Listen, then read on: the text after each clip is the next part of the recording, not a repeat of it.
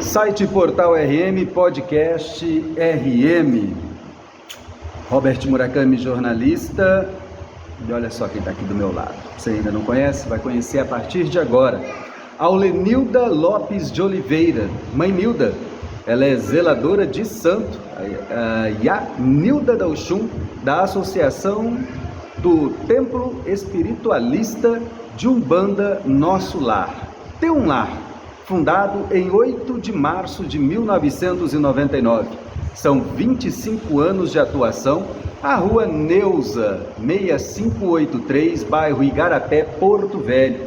E presidente da Federação de Cultos à Umbanda e Ameríndios do Estado de Rondônia, FECUARON.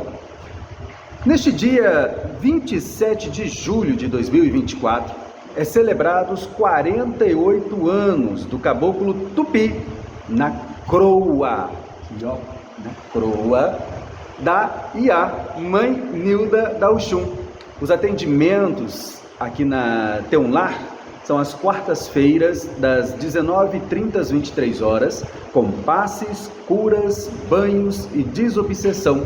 E aos sábados, das 19h30 às 23 horas, com trabalhos de desenvolvimento. Mãe Nilda ou Yanilda, satisfação em tê-la aqui no nosso podcast, no site Portal RN.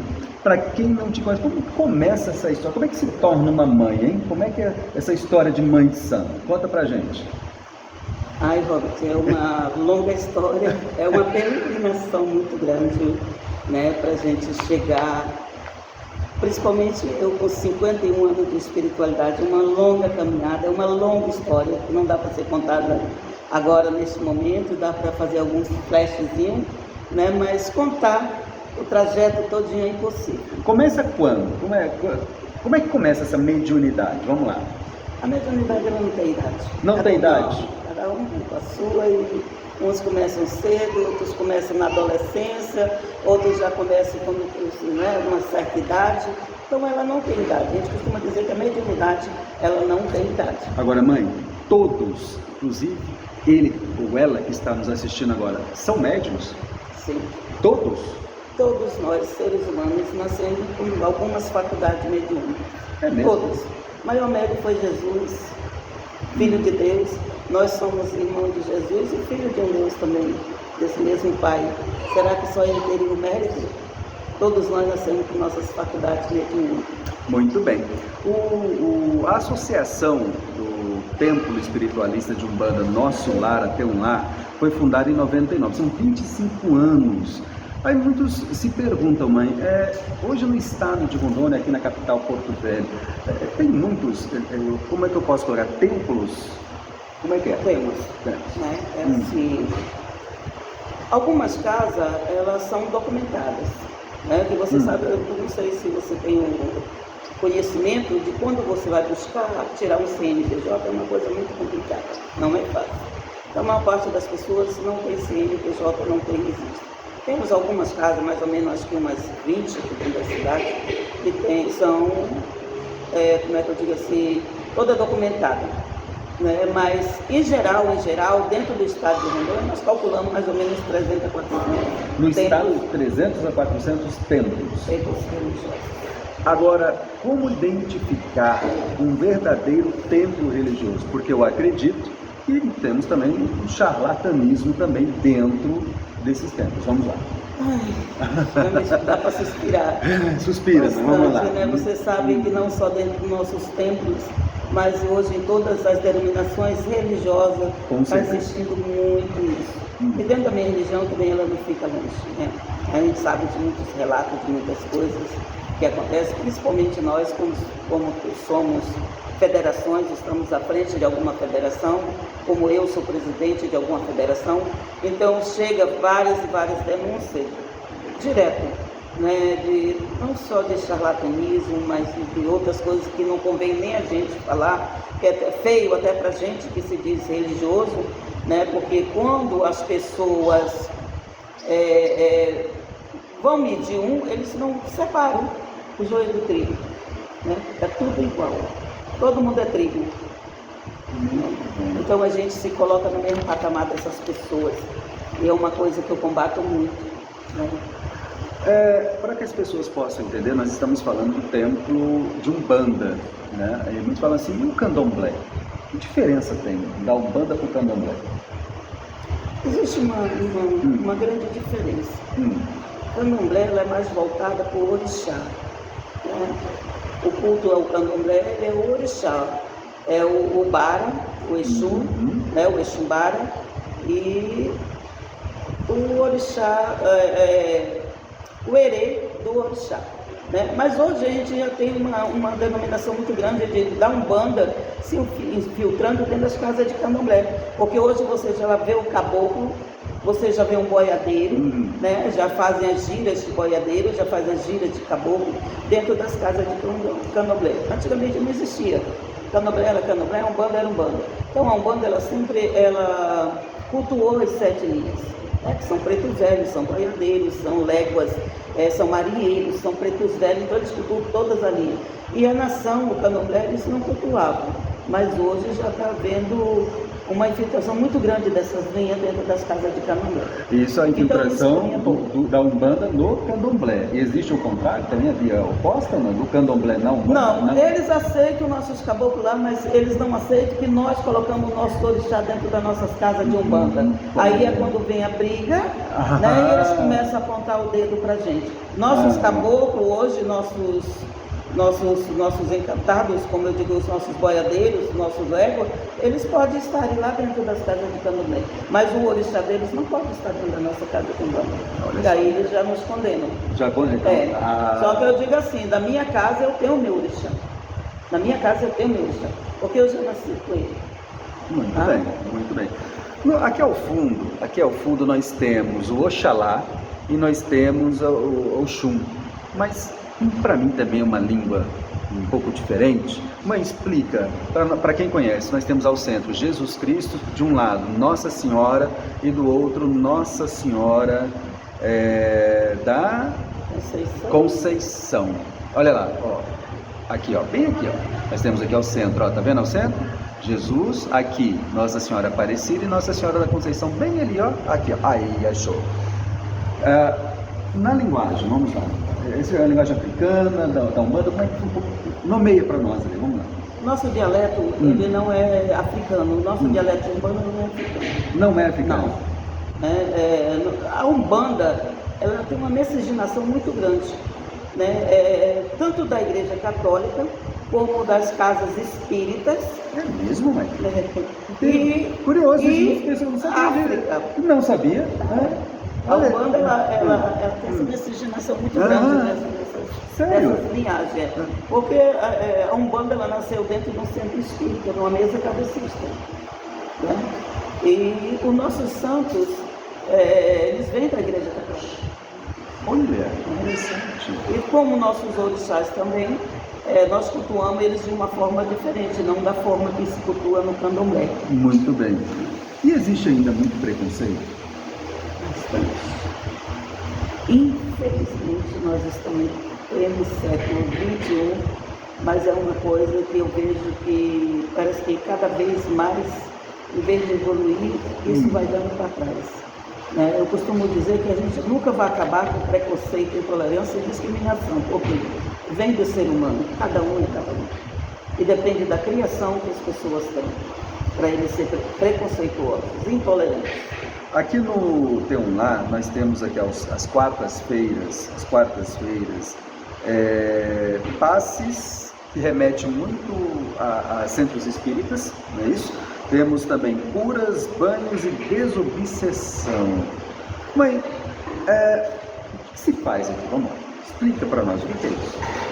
Vamos lá. Eu vou te fazer uma avaliação assim bem rápida. Vamos lá. As pessoas chegam, às quarta-feiras, dão um nome, né? Tem um caderno onde se dá o nome, que é por ordem de chegada, porque até então, às quarta-feiras, dá de 80 a 85 pessoas na noite para ser atendido. Então, eles passam pela sala de cura, que é esse espaço aqui, onde existem várias denominações de entidades, caboclos, preto velhos, marinheiros, boiadeiros, tudo trabalhando em benefício das pessoas. Né? Então se forma uma corrente com essas entidades e eles começam a trabalhar em benefício das pessoas, fazendo o quê? Dando passe. E nesse passe é feito desobsessão. Porque muitas vezes as pessoas vêm acompanhadas de certa negatividade, de entidades negativas, e essas entidades se manifestam dentro da casa para que eles sejam doutrinados, né? Para que eles possam pegar um caminho melhor lá fora, para que eles não fiquem a vida inteira só atrapalhando, prejudicando as pessoas, porque hoje o que eu vejo da humanidade é muita perseguição, tanto espiritual como material. Para que as pessoas possam entender, mãe, principalmente aqueles que sofrem com doenças emocionais, psíquicas. Nós temos hoje uma leva de crianças autistas, com TOD, com vários problemas neurológicos. Qual que seria esse divisor aí entre o problema realmente psiquiátrico, onde o psicólogo, o psiquiatra vai fazer o seu atendimento, e como um pai ou uma pessoa que de repente esteja tratando de uma situação dessa, né, de uma doença como essa, não, é espiritual. E aí? Olha, eu já atendi e atendo ainda muitas pessoas. Na minha casa eu tenho crianças autistas, que se diz autista, e para mim não são autistas, elas são umas crianças especiais, são as crianças cristais que estão nascendo neste mundo, né? E a evolução dele não é acompanhar o ser humano, a evolução dele é bem diferente da nossa. E o que eu falo para você? De pessoas que vêm com transtornos mentais. Isso. Tá? A maior parte dessas pessoas, ela vem com esse tipo de transtorno, não só psiquiátrico, entendeu? São manifestações espirituais. Ou seja, da sua mediunidade, suas faculdades mediúnicas, ou por obsessores. Né? Que nem eu digo, às vezes as pessoas estão com a mente tão vaga, que esses espíritos basta uma oportunidadezinha para ele se infiltrar na tua mente. E ali ele manipula a tua mente da forma que ele vai entender. É como se você perdesse o controle. Agora, qual o cuidado, mãe? Isso nós estamos falando de uma situação muito séria, que de repente uma pessoa com um determinado nível de problema psiquiátrico chega aqui no templo, né, ou em outros templos, podemos assim dizer, e de repente chega ao ápice de cometer aquilo que ninguém gostaria, que seria um suicídio, ou cometer algo mais grave com a própria família. Quais esses cuidados, digamos, que aqui a Mãe Nilda tem em relação a tudo isso? A Mãe Nilda vai curar problema psiquiátrico, não é assim que funciona, né? Não é dessa assim, forma. Tá? Primeiro, eu como uma zeladora espiritual, eu me intitulo zeladora, porque eu tanto zelo do meu orixá como eu zelo das pessoas. Certo. Como eu digo para meus filhos, eu cuido dos meus filhos, porque eu cuido, estou ali, mas dentro da casa eu sou uma zeladora. Então a primeira coisa que eu vou fazer, eu vou olhar para você, ver o que está acontecendo. Né? Principalmente olhar o lado espiritual, de que lado está desequilibrado, porque tem alguma coisa que está desequilibrada.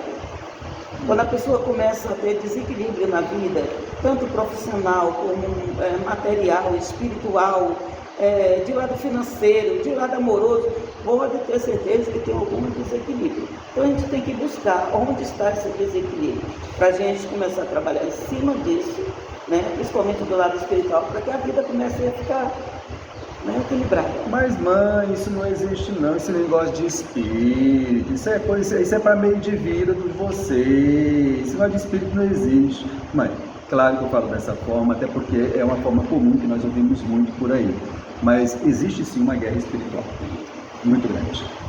Para quem não acredita, o que a senhora tem a dizer? Para quem não acredita, não, meu problema é mental mesmo, não tem nada a ver com esse negócio de espírito. Nós estamos hoje vivendo uma guerra, tanto material como espiritual. Nós estamos aí vendo doenças em cima de doenças, né? Isso já estava previsto pela humanidade, já estava previsto pela espiritualidade, que isso ia acontecer. Né? Como eu digo, as pessoas dizem para os meus filhos, se voltem realmente para Deus, né? Se voltem, tenham fé, agradeça. Mãe, mas não aconteceu coisa, agradeça o que é ruim, porque quanto mais a gente colocar sentimentos, pensamentos positivos, mais a gente vai estar positivada na vida. Quanto mais a gente só pensar negativo e colocar coisas negativas, sentimentos negativos, a gente vai estar vivendo uma turbulência. Né? Porque a maior parte das consequências hoje no mundo está sendo espiritual. Mas com tantas igrejas, católicas, evangélicas, templos como este, Robert, pode existir milhões e milhões e milhões de igrejas. Religião não salva ninguém. Ouviram? Religião não salva ninguém. O que salva é a tua fé, as tuas obras que tu faz. Não adianta tu estar lá na igreja rezando, orando, meu Deus, né? Ai, pelo amor de Deus, gritando, clamando, e saindo de lá eles estão fazendo terror, bancando terror.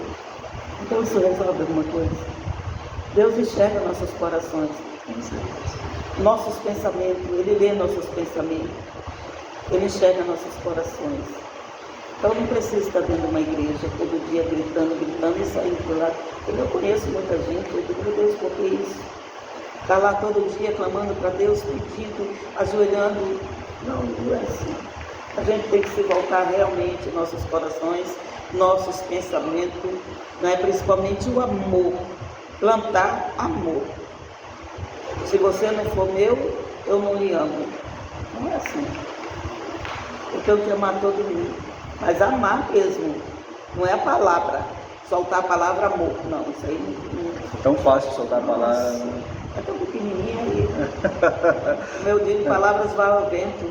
Mãe, eu vou insistir um pouco mais em relação a essas questões, até porque sou pedagogo, professor da rede municipal e estadual. Nós estamos vivenciando um aumento significativo de crianças com laudos, entre eles espectro autista, TOD, entre outros. E nós passamos recentemente por uma pandemia mundial, a Covid, né? Há alguma relação que explique isso, esse aumento de número de pessoas, de crianças nas escolas, digamos, com esses laudos, né, psiquiátricos? O que eu entendo dessas crianças hoje com esse autismo, há uns 10 anos atrás ou mais, a gente foi muito alertado pela espiritualidade. Que a espiritualidade colocou que ia nascer entre 10 crianças, 6 iam nascer cristais. É tanto que eu fiquei meio atordoado, meu Deus, o que é cristal? Cristal é uma coisa tão melindrosa que você tem que ter né? Qualquer coisa ele se parte, ele se quebra. E foi quando eu fui buscar para saber, entender o que eram essas crianças. Então, assim, são espíritos realmente evoluídos, eles estão reencarnando na Terra. E você vê hoje a quantidade de crianças que estão nascendo desta forma com assassino. Então, assim, o que eu coloco? Não é coisa ruim. Os pais, as mães ficam desesperados, correm para o médico. Eu tenho filha de santo aqui que acabou de chegar agora de viagem, que todo ano, né? Desde que ela estava grávida, ela foi alertada, né? O filho nasceu, e sempre as entidades falando isso para ela. E tem hora que ela se desespera e ele está sempre colocando ela das situações, né? Que ela diz, eu quero que meu filho evolua. E as entidades dizem que, opa, a evolução do seu filho não é sua. Eu quero que ele me acompanhe. Não é dessa forma que ele vai lhe acompanhar. Lá na frente é que você vai ver o porquê que ele ter nascido no seio da sua família. Hoje você não sabe. Uma palavra da mãe Nilda, digamos, para as instituições que recebem mesmo aí, que, enfim, nós professores ficamos muitas vezes impotentes em relação à quantidade de crianças dentro de uma mesma sala de aula, né? Qual conselho, não sei se seria essa a melhor forma, que a senhora daria às instituições escolares hoje ao lidar com essas crianças cristais? Eu acho que realmente é o amor, sabia? Não tem outra palavra, amor. Amor.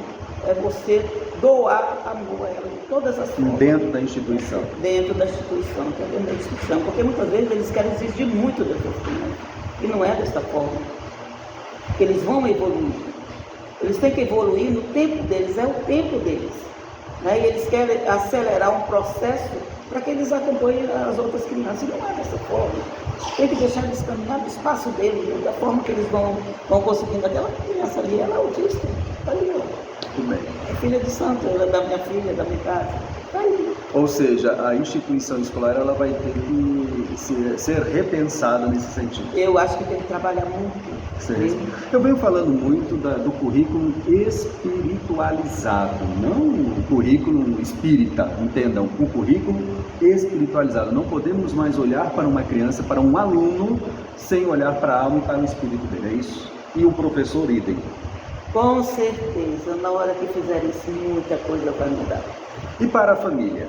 Para quem está nos assistindo agora e tem filho, né? Eu sei que não é fácil.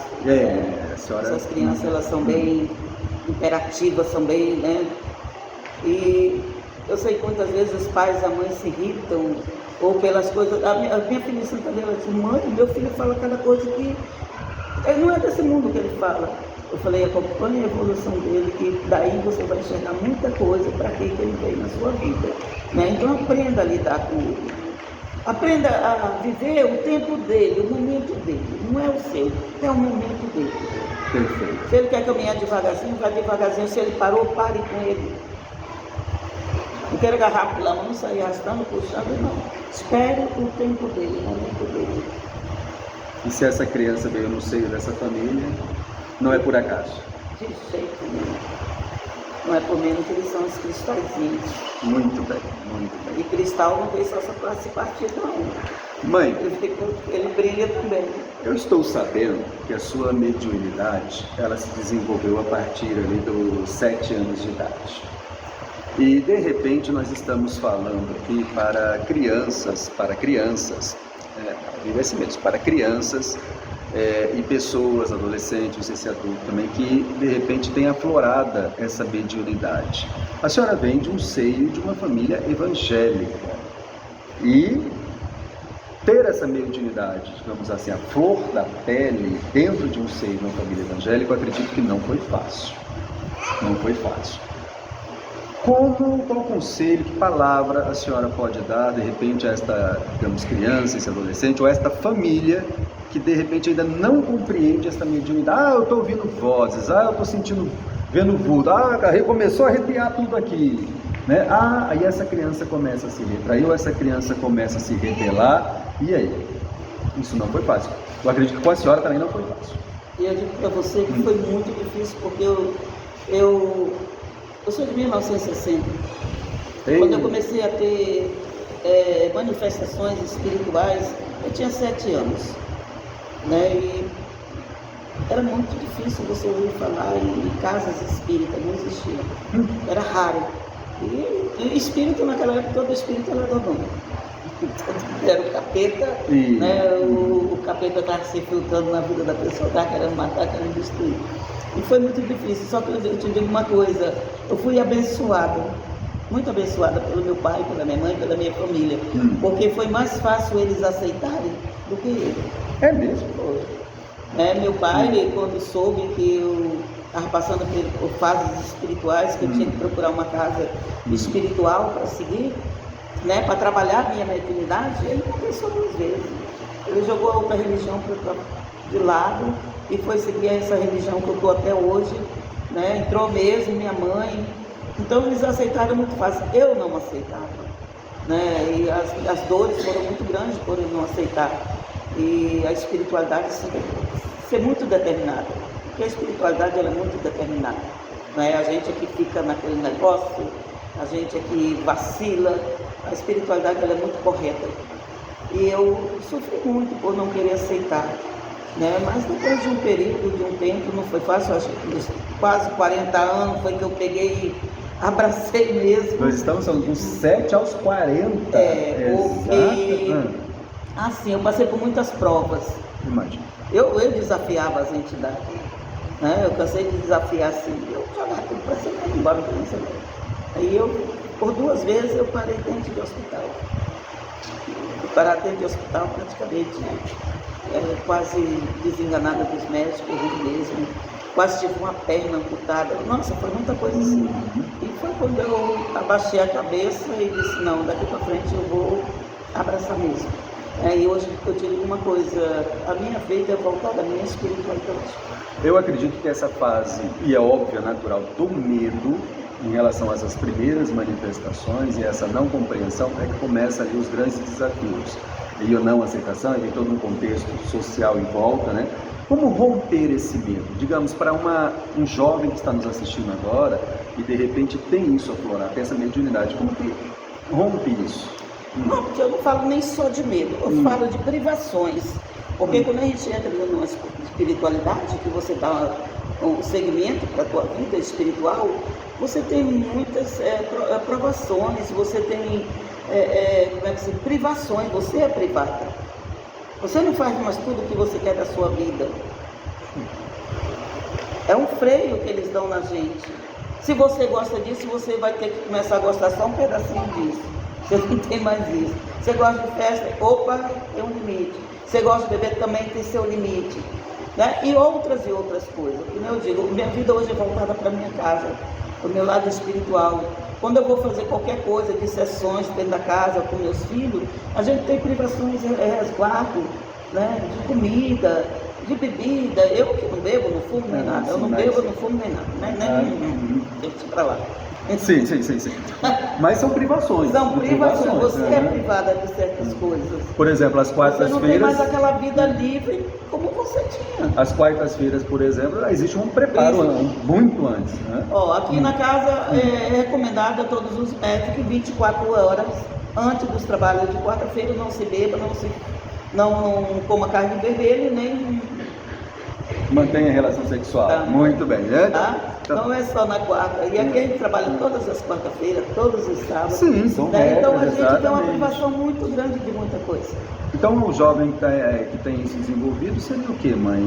É buscar uma pessoa séria, uma pessoa realmente, digamos, que compreenda isso para tentar... Como é que é? Como é que essa pessoa consegue conviver com isso? É difícil, não é fácil. A pessoa tem que ter um entendimento muito grande do que é a espiritualidade, para poder aceitar, né? Conviver. A maior parte das pessoas que às vezes entram dentro da casa com um relacionamento, que né, já veio lá de fora, que às vezes chega até se separar, ou não aceitar. Não sei, ou então a pessoa desiste, vai embora, não quer mais saber, né? Vou viver minha vida, vou continuar com o meu relacionamento. Não vou me privar, não vou seguir essa doutrina, porque né, é muita coisa, cobra muito, é muitas privações. Pessoas vão chegar a dizer, mãe, eu vou sair da casa porque é muita cobrança, se cobra isso, se cobra aquilo, a espiritualidade cobra, então eu não quero mais. E se a espiritualidade não cobrar, a mãe está aqui para cobrar também, né? Mas como a gente diz, né, cada um tem seu livre-arbítrio para fazer a sua escolha. Então todo mundo é livre para escolher, ninguém é cativo. Não sou obrigado, não. Mãe, no templo de Umbanda, só fazem, vou falar bem a linguagem popular mesmo, só trabalho, digamos, do bem ou fazem trabalhos do mal? Vamos lá. Mas naquele centro lá também faz trabalho do mal. E aí? Explica isso para ela. Deixa eu lhe dizer uma coisa. O mal existe desde que o mundo é mundo. As pessoas acham que o lado esquerdo, Exu, é só para fazer o mal. Né? O Exu, por ser um Exu, por ele ser o orixá, porque tem o Exu, o orixá, né? O Bar, ele é o Exu, o orixá. O Exu nosso de Lenomã é o Exu catiço. A gente costuma dizer que é o Exu catiço, né? Ele é um trabalhador. O Exu, ele não é mau. Você sabe quem é mau?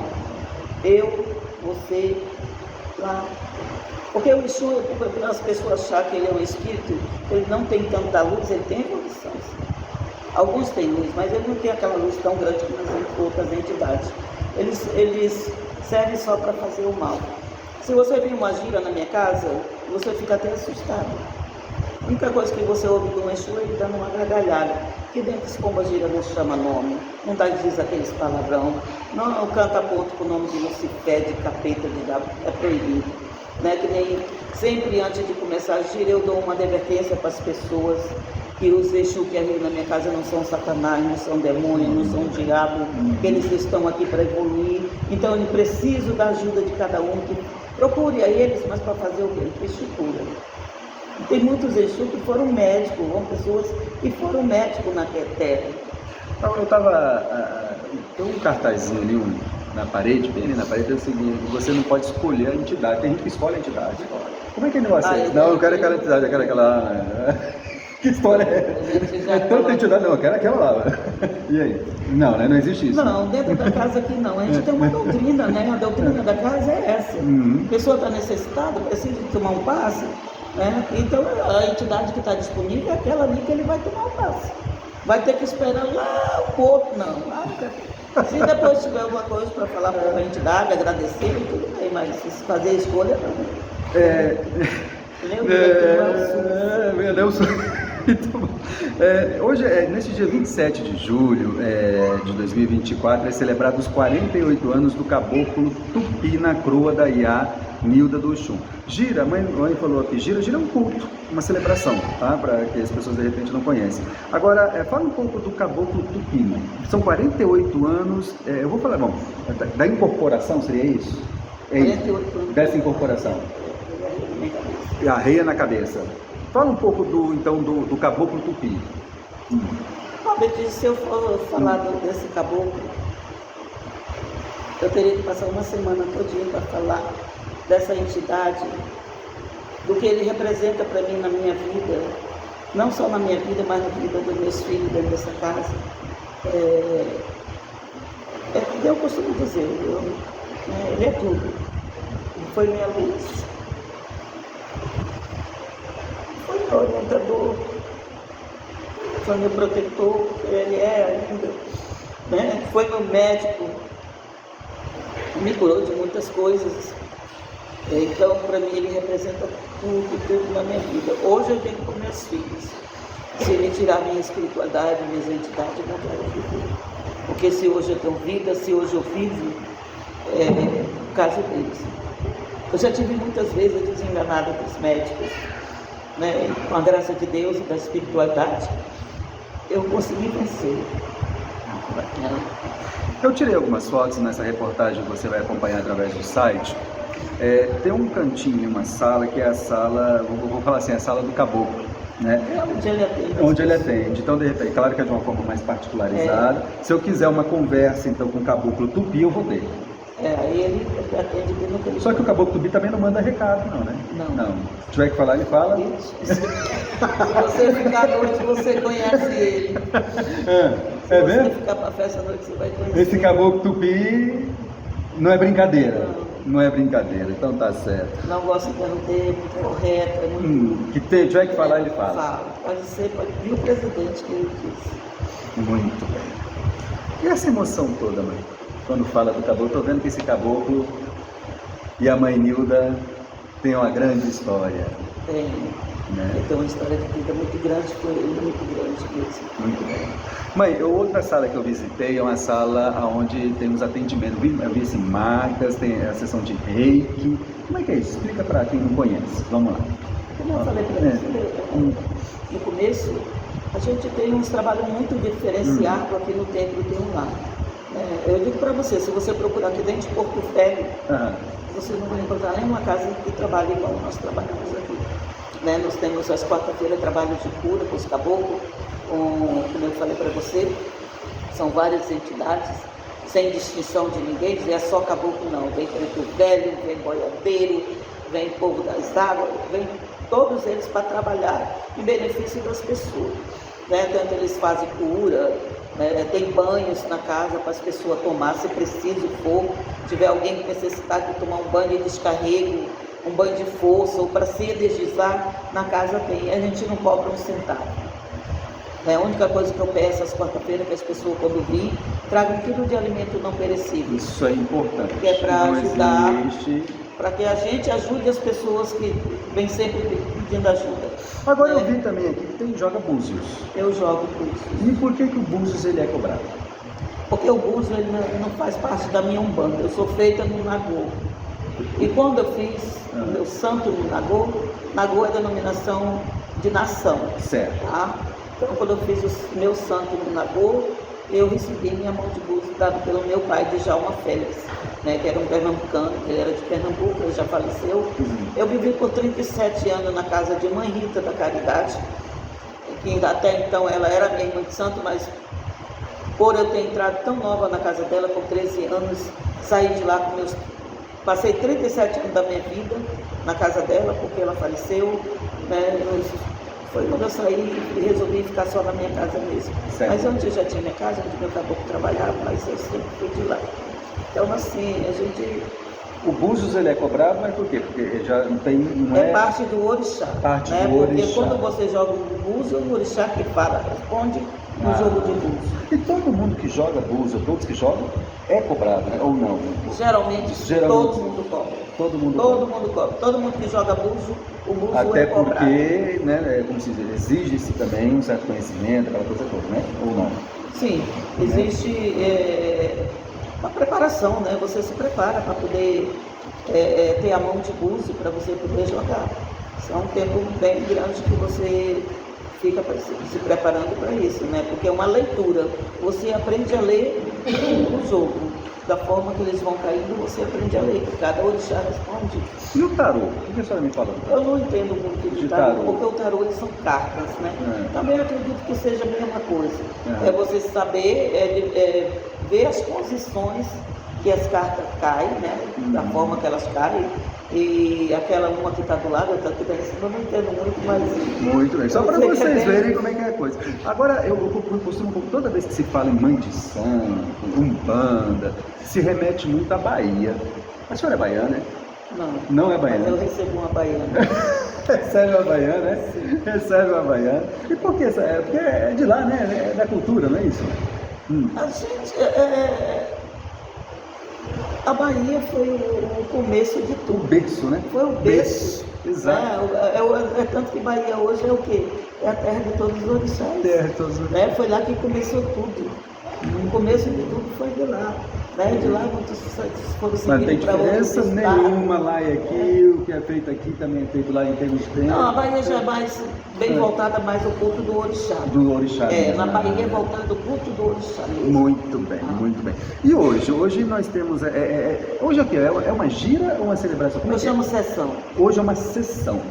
Né? Hoje para quem está assistindo... Quando eu coloco assim, hoje vai ter julho. uma gira de Exu, aí é uma gira. Na minha casa eu costumo dizer isso, vai ter uma sessão de quê? De caboclo. Vai ter uma sessão de quê? De marinheiro. Vai ter uma sessão de quê? De preto velho. Hoje a gente vai dar um toque em homenagem ao caboclo Tupi. E o caboclo incorpora? Sim. Essa incorporação é quando ele quer ou quando a senhora quer? Tem que vir, porque eu digo assim para você, as nossas entidades, eles andam acoplados em nós, tá? É uma ligação que a gente tem com eles. Todos têm entidade, né? Todos. Eu tenho uma entidade, eu tenho. Por mais que você não incorpore, você tem suas entidades. Tem a entidade. Não é o meu anjo da guarda? Você tem o anjo da guarda. Gente, a gente vem dentro de uma redoma espiritual. Tu acha que Deus seria justo ele pegar você aqui numa pedra e jogar? Vai lá, Rob, te vira. Oh, meu Deus. A gente vem dentro de uma redoma espiritual. Então eu vou ter o meu anjo da guarda. A gente vem com anjos, guardiões, a gente vem com os protetores. Mas também vem com... A gente vem com nossas entidades, eu venho com o meu povo da direita, eu venho com o meu povo da esquerda, todo mundo tem um Exu, todo mundo tem uma pombogira, toda mulher carrega um Exu, toda mulher carrega uma pombogira, todo homem carrega um Exu e carrega uma pombogira. Eu também tenho a pombagira? Cadê essa pombagira? Mãe, que história é essa? E por que eu não... Por que a senhora recebe e eu não recebo? Por que muitos homens desperta mais o lado afeminado? Olha que assunto agora. Estamos falando da homossexualidade. É mesmo? É pomba? Tá vendo? Você tá vendo? E aí? É que não de cada um, cada pessoa. Viu? É uma pessoa. Cada um é cada um. Tem pessoas que têm uma entidade cabocla de frente. Você olha assim, você vê, nossa, tem outras. Pode ver, quem me olha assim, pensa que eu sou um macho. Não é a mãe Nildo, é o pai Nildo. Eu penso que eu sou um macho, que eu também acredito, mas está toda machuda. O meu caboclo é de frente, então o caboclo macho de frente, entendeu? Então, assim, aquelas entidades, elas trazem uma energia para a gente. Queira ou não queira, a gente é movido a energia. E essas energias vêm através dessas entidades. Muito bem. Que vêm sobre nós, que se manifestam na gente. Mãe, eu quero agradecer. Nós temos aqui assunto para dias, tá? Mas dizer que nós estamos aqui em visita à capital do estado, neste dia 27 de julho de 2024, a celebração dos 48 anos do Caboclo Tupi, na Croa da Iá Nilda da Oxum, tá? Templo é o teu lar. Para quem ainda tem alguma dúvida, anote aí esse número de celular que eu vou passar agora.